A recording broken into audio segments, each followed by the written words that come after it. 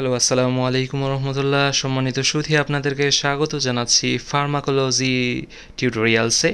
সঙ্গে আছি আমি ফার্মা বাংলার পক্ষ থেকে মাহমুদুল হাসান সোহান। আজকে যেই জিনিসটি নিয়ে জানবো সেই জিনিসটি হলো অ্যামোক্সিসিলিন। অ্যামোক্সিসিলিন নিয়ে আমরা বাংলায় জানবো। তো ফার্স্টে আমাদের জানতে হবে যে অ্যামোক্সিসিলিন কী জিনিস। আসলে অ্যামোক্সিসিলিন হচ্ছে ব্রড স্পেকট্রাম অ্যান্টিবায়োটিক, যেটা বোথ গ্রাম পজিটিভ ব্যাকটেরিয়া এবং গ্রাম নেগেটিভ ব্যাকটেরিয়া এই দুইটার বিরুদ্ধেই কাজ করে।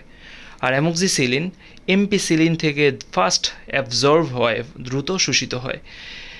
অ্যামোক্সিসিলিন সেল ওয়াল সিনথেসিসে বাধা দেয়। ব্যাকটেরিয়ার যে সেল ওয়াল সিনথেসিস হয় সেই সেল ওয়াল সিনথেসিসে বাধা দিয়ে ব্যাকটেরিয়াকে মেরে ফেলে।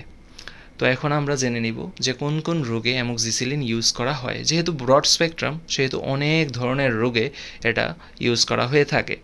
তো ফার্স্টলি আমরা ইন্ডিকেশনটা জানবো। রেসপিরেটরি ইনফেকশন বা শ্বাসতন্ত্রের সমস্যার ক্ষেত্রে অ্যামোক্সিসিলিন ইউজ করা হয়। যেমন ইন্ডিকেশন ইন রেসপিরেটরি ইনফেকশনস, সাইনোসাইটিসের ক্ষেত্রে ইউজ করা হয়, টনসিলাইটিসের ক্ষেত্রে ইউজ করা হয়, pharyngitis, otitis media, laryngitis, pneumonia, bronchitis, এই রোগগুলোতে ইউজ করা হয়।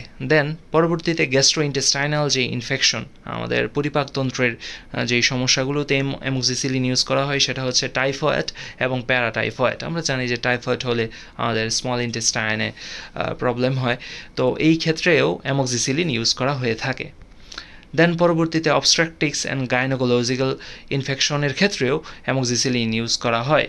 সাধারণত পোস্টপার্টাম ইনফেকশন, প্রসব পূর্ববর্তী যদি কোনো সময় ইনফেকশন হয়ে থাকে সেই ক্ষেত্রে অ্যামোক্সিসিলিন ইউজ করা হয়ে থাকে। সেপটিক অ্যাবর্শনের ক্ষেত্রেও অ্যামোক্সিসিলিন ইউজ করা হয়।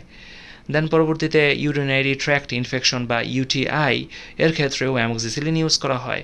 পাইলোনেফ্রাইটিস, সিস্টাইটিস, ইউরেথ্রাইটিস, গনোরিয়া, এই জিনিসগুলোতেও অ্যামোক্সিসিলিন ইউজ করা হয়।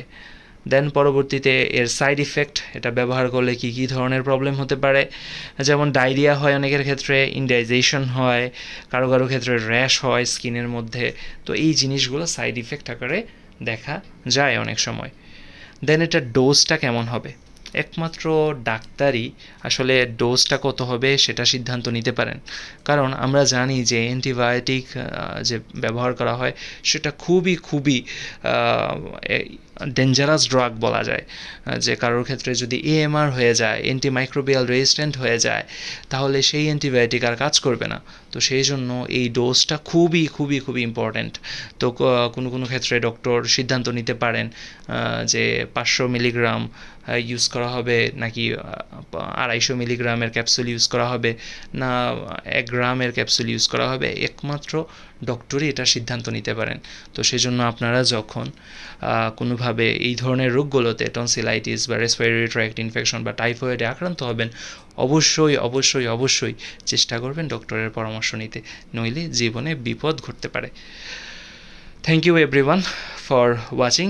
আশা করছি যে পরবর্তী ভিডিওগুলোতেও দেখা হবে এরকম ইনফরমেটিভ ভিডিওতে, যেন আপনারা ড্রাগ সম্পর্কে জানতে পারেন, ড্রাগের ইন্ডিকেশন সম্পর্কে জানতে পারেন। আর ডোজটা তো অবশ্যই ডক্টর নির্ধারণ করবে। সচেতনতার জন্যই মূলত এই ভিডিওগুলো করা। ভালো থাকবেন, দেখা হবে পরবর্তী ভিডিওতে। আল্লাহ হাফেজ।